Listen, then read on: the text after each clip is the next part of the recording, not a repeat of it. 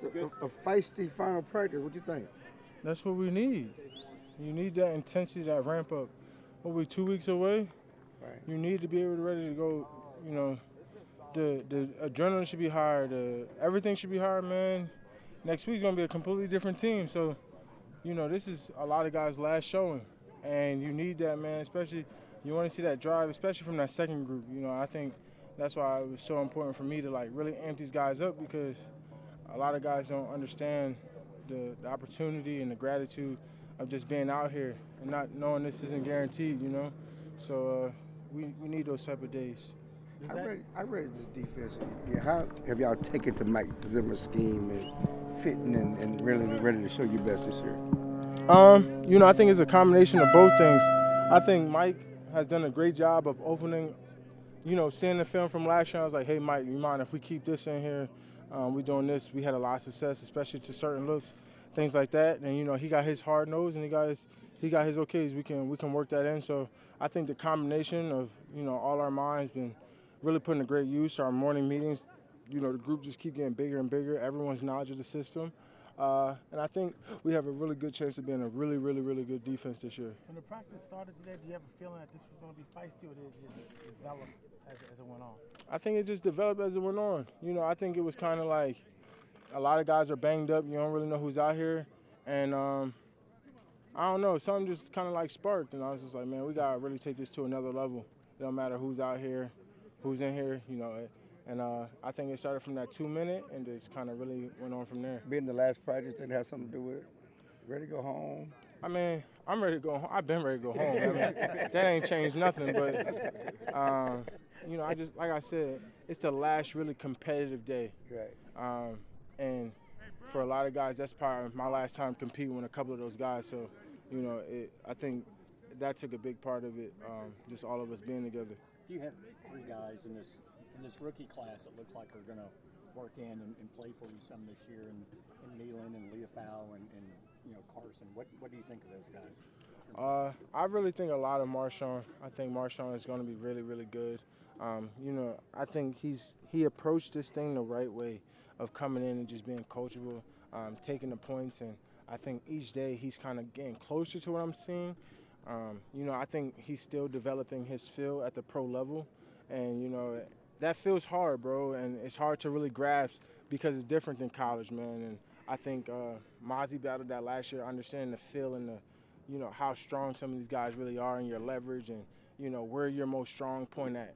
And that takes a while, man. And like I said, I'm always grateful for those guys who helped me out. And then, you know, Carson, I think he flashed a lot. You know, I think they realized that pretty early, and then now he's not playing in preseason games, so you can kind of see where he's going in his direction in his career, and he's going to play a lot. So we got a great group there, and you know, and we had a lot of injuries the last 2 years. Though, you know, we got some depth at the position.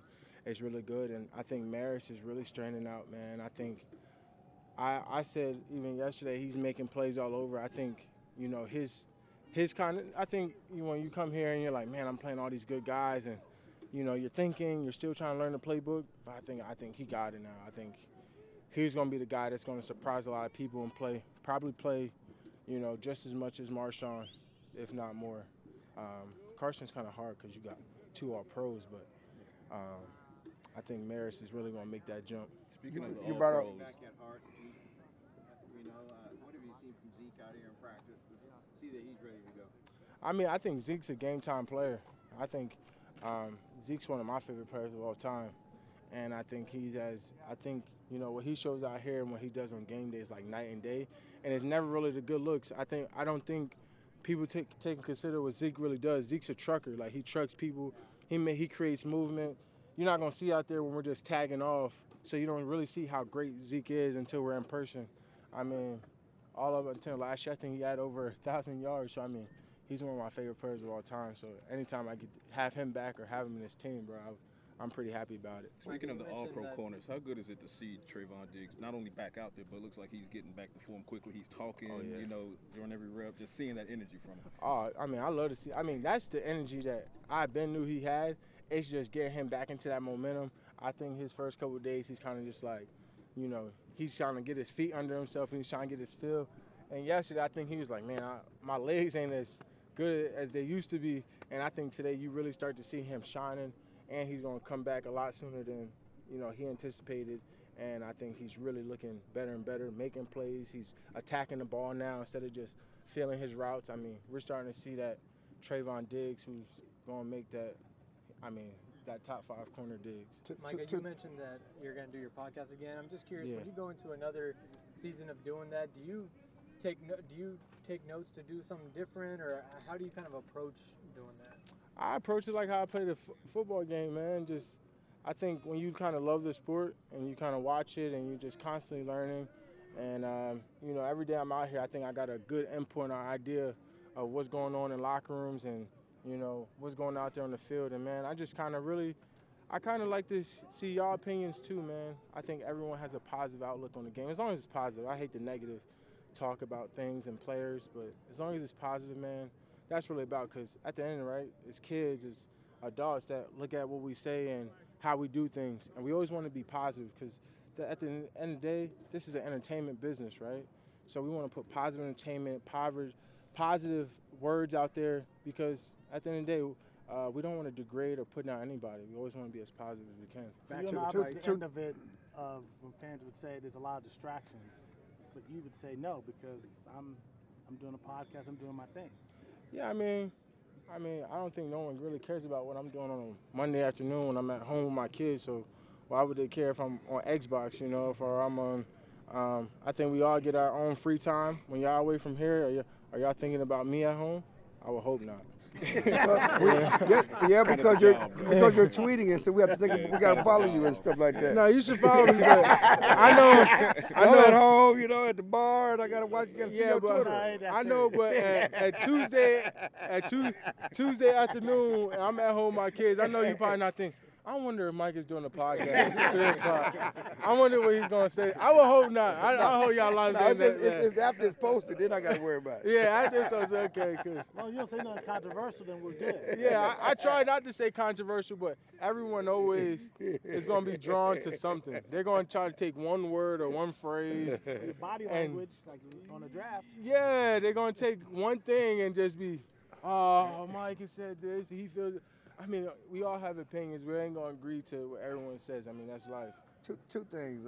Yesterday you didn't practice, so you just kind of doing conditioning. What was up with that? Of course, you were back today. So. Yeah. I just think I was just taking care of my body. I just woke up, felt something just a little bit different, and I just wanted to be cautious with it and just making sure I'm constantly just getting my treatment, and I was able to go full go today. So nothing really to worry about. I was just being cautious with myself. Same thing with D-Law, we kind of just alternated days, we just want to be cautious with it, because at the end of the day, I don't need D-Law out here. I know what D-Law can do. He was as dominant as I ever seen him yesterday. Right. So we just kind of took days, because we can't both be out the same day. Right. So we both just said we just going to just be cautious about it. One more thing, we've been watching you after practice, taking Mozzie under your wing, running with him, talking to him. Just talk about that, how important that is. For me, I just felt like I think this is the year I can really step up and be the leader. I think I'm the youngest dude with kind of most experience with Mozzie. I mean, not Mozzie, Osa. But, I think I got the crown, and I need to, build up my guys around me and making sure we're all ready. Because at the end of the day, I realize, I'm only as good as the worst person, or how, the saying, you're only as good as the worst person in your team.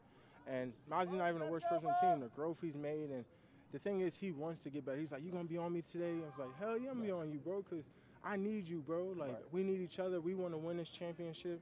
And that's what it takes, man. It's not just me that's helping him get better. He wants to get better. Right. He wants to be in better shape. He doesn't want let anyone down. That's the type of person he is. The person of Mozzie is what I care about, and that's a, unteachable characteristic. A lot of people are like, man, I'm not running. I just continue to get better in my own way. But Mozzie, man, he's just so engaged. He's so active and getting better, man. And I couldn't be more proud of him. Even when he don't like it, he be like, you got me, bro. And I make fun of his breathing because I'm trying to teach him how to control his breathing. Right. You got to learn how to control your breathing so you're not letting so much air out. Right. And he's just constantly just learning little ways to keep getting better. So I just think that's just something I said, man, if we lose, I just don't want it to be like, I didn't do everything I could to make everyone else around me. I think last year I didn't check that box, and that's something that I was like, man, I want everyone on the same level. So So that's why you constantly see me running the middle practice. I want to make sure I can't preach something and not do it, man. They got to see me doing it. They got to see me. If I'm not doing this, I'm going to be running because I need to be in the best shape for them. They need to be in the best shape for me. So I'm just trying to show so much positive leadership so these guys are like, man, if Mike is doing it, man, I got to do it or I ain't going to say nothing about it. So I just want to check all the boxes. So when playoffs and season come around, everyone's just locked in. We're all on the same page, and it's going to be like breath of fresh air. What or who made you realize that needed to improve? Honestly, bro, it was a deep conversation we had last year, right before playoffs, and guys was just like, you got to bring us along with you. You can't, be on this journey alone. And if you're Mr. All Pro, and it was a reality check for me, and I kind of went to my mentors this offseason. I was like, man, how do I approach this? How do I get better at this? Because this is a task that I never had to take on in my life. I think my whole life I was kind of pretty much like, Mike is going to do what Mike has got to do, and I just expected, everyone else to do that. But as you kind of learned in leadership is some people do need a pat on the back, and some people do need a push-up to say, hey, we need a little bit more out of you. That because everyone's not built the same, and everyone doesn't have the same mindset. So I think it was a harsh reality and a reality check for me within myself. And my self-evaluation was, man, I got to do the best as I can to make myself better, but not only bring along other guys. And, and I feel like I needed that, and I'm glad I had that conversation early on because, you kind of want to strike while the pot's hot. Who are those mentors that you talked to? Andrew Whitworth. I actually talked to Richard Sherman. Richard Sherman, he kind of gave me a long lecture while he was at the Super Bowl. And he was like, man, I can't believe you guys lost that. And honestly, it was while we were at Super Bowl, all the OGs were there, man. Like, they all come back for like all the fans and all the, you guys are there too. So you guys know. And I think it was a bunch of the legends was there, and it was in Delilah's, and we was just having a long 2-hour conversation just about, man, how you need to approach things and how I felt and how I was like so, I was like so distraught about it. Like I just couldn't believe it. And obviously I still got Whit, and, I still got Ray Lewis. He was a great mentor when I was talking to him over at Pro Bowl. Mm-hmm. And just getting that feeling and understanding of what it takes to lead because, I think it's different because, I think growing up, I seen Ray Lewis be successful. I seen Richard Sherman be successful. I seen Big Whit do it in his last year. That was my rookie year. And understanding kind of the recent, and then obviously, I got Brady. Brady was a great mentor. I got to talk to Brady 4 or 5 times in person over this offseason. And, I'm trying to find every characteristic from them winning teams. I'm trying to find what were y'all doing in practice that was clicking for y'all. And Brady told me he had days like this. Brady had tough days. He said, we didn't have it easy. And I think that's the thing with all of this, man. You got to find characteristics in these winning teams. How can I bring this over my team? All these teams are different, but they all have similarities. And I think when you guys ask me, man, why you watch these throwbacks? Why you watch these? You're a fan of these greatness because they all got similar characteristics. That's why I'm so drawn to MJ and the Derek Jeters and the Michael Strahans because they have so much greatness and they got characteristic or something that I can pull from them that I could bring here. All right, thank you. Yeah. Appreciate it, man. Thanks, man. Yeah, for sure. Good stuff.